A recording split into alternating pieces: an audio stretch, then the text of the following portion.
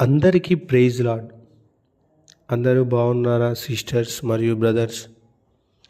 ఈరోజు సజీవ లెక్కలో మనందరినీ మరి ఇక్కడ నడిపించిన విధానాన్ని బట్టి దేవుడికే మహిమ కలుగును గాక. ఏమిచ్చినా ఆయన రుణం తీర్చుకోలేము. ఆయనకు వేల వేల కోట్ల కోట్ల కృతజ్ఞత స్తుతులు స్తోత్రాలు. మరి ఈరోజు వాక్యం చూసుకుందాం. 113వ కీర్తన మొదటి నుంచి చూసుకుందాం. మరి ప్రార్థన చేసుకుందాం. స్తోత్రం పరిశుద్ధుడా, గొప్ప దేవుడా, అబ్రహాం ఇస్సాయాకుల గొప్ప దేవా నీకు వందనాలు. సర్వశక్తిమంతుడా, సజీవుడా, సర్వాధికారి మా యేసయ్యా, సర్వసృష్టికర్త నీకు వందనాలు. అయ్యా నీ నామం పట్టుకొని ప్రార్థిస్తున్నాం ప్రభా. మరి వాక్యంలోకి వెళ్తుండగా మీరు వాక్యం ద్వారా మా అందరితో మాట్లాడండి. మా సొంత తలంపులను కొట్టేసి నీ తలంపులు నీ మాటల ద్వారా మమ్మల్ని బలపరచండి, ధైర్యపరచండి. అయ్యా యేసు ప్రభా నువ్వు తోడుండి కార్యం జరిగించి గొప్ప కార్యాలు జరిగించండి. ఏ బిడ్డ ఏ సమస్యతో ఏమన్నైనా ఏ బాధతో ఉన్నారో నీకు తెలుసు. వాళ్ళందరి హృదయవాంఛలు తీర్చండి. ఎక్కడికి వెళ్ళినా ఏ పని చేసినా ఆ పనిలో తోడుండి వాళ్ళకు విజయం వచ్చుటకు సహాయాన్ని మీరు దయచేయండి. నీకు మహిమ కలుగునాగున అందరినీ కూడా గొప్ప స్థానాల్లో నిలబెట్టండి. వాళ్ళ కుటుంబాలలో శాంతి సమాధానం దయచేయండి. అయా వాళ్ళని బలపరిచి ధైర్యపరిచి నీ రెక్కల కింద భద్రపరచండి. వాళ్ళకున్న ప్రతి సమస్య పైన మీరు విజయాన్ని మీరు దయచేసి గొప్ప అద్భుత ఆశ్చర్యకార్యాలు జరిగించి నీ సాక్షి బిడ్డలుగా వాళ్ళని నిలబెట్టుమని నజరేయుడైన యేసుక్రీస్తు నామమున అడిగిస్తున్నాను తండ్రి, ఆమెన్. 113వ కీర్తన మొదటి నుంచి చూసుకుందాం. ఇక్కడ దావీదు రాసిన కీర్తనలలో ఇక్కడ ఏమని రాసిందంటే, యెహోవాను స్తుతించుడి, యెహోవా సేవకులారా ఆయన్ని స్తుతించుడి, యెహోవా నామమును స్తుతించుడి. ఇది మొదలుకొని యెహోవా నామము సన్నుతింపబడును గాక. సూర్యోదయం మొదలుకొని సూర్యాస్తయం వరకు యెహోవా నామము స్తుతిని ఉండదగినది. అంటే ఇక్కడ ఏమని మాట్లాడుతున్నాడంటే, యెహోవాను స్తుతించుడి, దేవుణ్ణి స్తుతించుడి. ఎప్పటి నుంచి?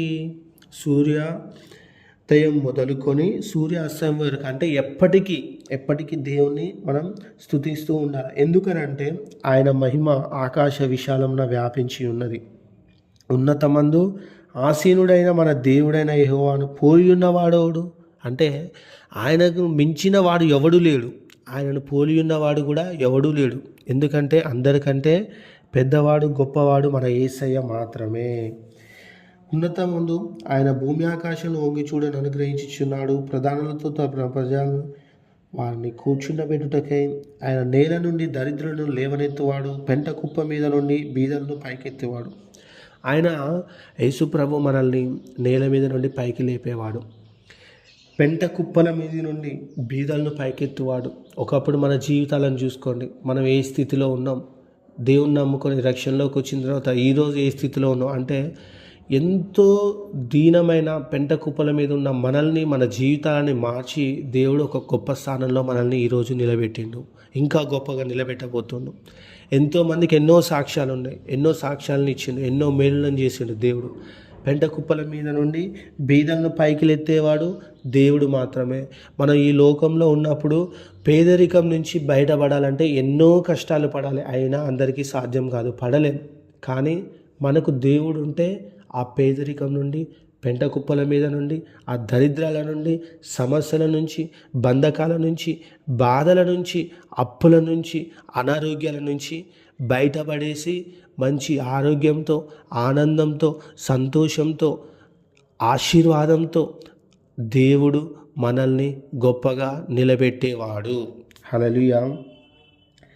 ఆయన సంతులేని దాన్ని ఇల్లాలుగాను, కుమారుల సంతోషంగా తల్లిగాను చేయను, యెహోవాను స్తుతించుడి. ఇవన్నీ ఎప్పుడు జరుగుతాయి అంటే మనం దేవుణ్ణి స్తుతించినప్పుడు మాత్రమే జరుగుతాయి. హల్లెలూయా. మనల్ని పెంట కుప్పల మీద నుండి గొప్పవంతులుగా నిలబెట్టేవాడు దేవుడే. బాధ నుంచి సంతోషంగా మార్చేది దేవుడే. అప్పుల నుంచి ఆశీర్వాదకరంగా మార్చేది దేవుడే. మరి మన కన్నీటిని నాట్యంగా మార్చేవాడు దేవుడే. మన అనారోగ్యాన్ని ఆరోగ్యంగా మార్చేవాడు దేవుడే. మరి అదేవిధంగా మనం చూసుకున్నట్లయితే దేవుడు మరి దావీదు, గొర్రెల కాపరి అయిన దావీదుని రాజుగా చేసిండు, బానిసైన యోసేపుని ప్రధానిగా చేసిండు. ఎప్పుడు? వాళ్ళంతా దేవుని యందు భయం భక్తితో ఉండి దేవుణ్ణి స్తుతించినప్పుడు, ప్రార్థించినప్పుడు. హల్లెలూయా. అప్పుడు దేవుడు ఏం చేసిండు? గొప్ప వాళ్ళగా నిలబెట్టిండు. ఇక్కడ కూడా దేవుడు ఈరోజు మనతో ఏం మాట్లాడుతుండంటే మిమ్మల్ని పెంట కుప్పల మీద నుండి పైకి లేపుతా అంటుండు. అంటే మనం ఈరోజు ఏ స్థాయిలో ఉన్నా, ఏ స్థితిలో ఉన్నా, ఈ స్థితి మనది ఫైనల్ కాదు. అది పేదరికమే కావచ్చు, అనారోగ్యమే కావచ్చు, మరి అదేవిధంగా చూసుకుంటే అప్పులే కావచ్చు, ఎన్నో సమస్యలే కావచ్చు, చెప్పలేని ఇంకా ఇతర ఏ సమస్యలు అయినా సరే, ఆ సిచ్యువేషన్స్, ఇప్పుడున్న సిచ్యువేషన్స్ ఫైనల్ కాదు. మనం దేవుణ్ణి ఎప్పుడైతే మనం స్తుతిస్తామో దేవుడు మనల్ని గొప్పగా నిలబెట్టబోతున్నాడు. ఆనాడు యోసేపు నిలబెట్టిన దేవుడు, అబ్రహాం నిలబెట్టిన దేవుడు, దావీదును నిలబెట్టిన దేవుడు మనల్ని నిలబెట్టబోతున్నాడు.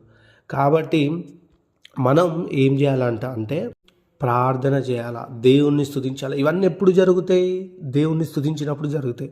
ఆనాడు యోసేపుకి ఎన్ని శోధనలు వచ్చినప్పటికీ, నిందలు వచ్చినప్పటికీ, సొంత అన్నదమ్ములు గుంటలో తోసినప్పటికీ, అవమానపరిచినప్పటికీ, బాధ పెట్టినప్పటికీ, దేశం కాని దేశానికి బానిసై అమ్మినప్పుడు, వెళ్ళినప్పుడు అక్కడ కూడా నీతిగా, నిజాయితీగా, దేవుని యందు భయం భక్తితో ఉండి దేవునికి ప్రార్థన చేసిండు. అప్పుడు దేవుడు ఏం చేసిండు? అతన్ని ఆ దేశ ప్రధానిగా నిలబెట్టిండు. కళలు, ఆ మర్మాలు చెప్పే స్వరాన్ని ఇచ్చిండు, ఆ ఆత్మీయమైన వరాలను ఇచ్చిండు. మరి అదేవిధంగా గొర్రెల కాపరి అయిన దావీదుని రాజుగా నిలబెట్టిండు. ఎప్పుడు? దేవుణ్ణి స్తుతించినప్పుడు. ఇక్కడ కూడా దేవుడు ఏం మాట్లాడుతున్నాడంటే సూర్యోదయం మొదలుకొని సూర్యాస్తమయం వరకు కూడా దేవుణ్ణి స్తుతించాలి. మనం ఎప్పుడైతే దేవుణ్ణి స్తుతిస్తామో, ఆయన ఆజ్ఞలను కట్టలను పాటిస్తామో, దేవుడు ఖచ్చితంగా మనల్ని గొప్ప స్థానంలో నిలబెడతాడు. ఇప్పుడున్న స్థితిని చూసి మనం కృంగిపోవద్దు. దేవుని వైపు చూసి ధైర్యం తెచ్చుకొని ప్రార్థించినప్పుడు దేవుడు మనల్ని గొప్ప స్థానంలో నిలబెడతాడు. కాబట్టి మరి ఈ మాటల ద్వారా మనం మరి మన జీవితాన్ని మార్చుకుందాం, ప్రార్థన చేద్దాం, స్తుతిద్దాం. దేవునికే మహిమ కలుగునిలాగా మన సాక్ష్యాన్ని దేవుడు గొప్పగా నిలబెట్టబోతుండు. మనం ప్రార్థన చేస్తూ అందరం కూడా దేవునిలో ముందుకు సాగిపోదాం. ఆమేన్. దేవుడి వాక్యం దీవించును గాక.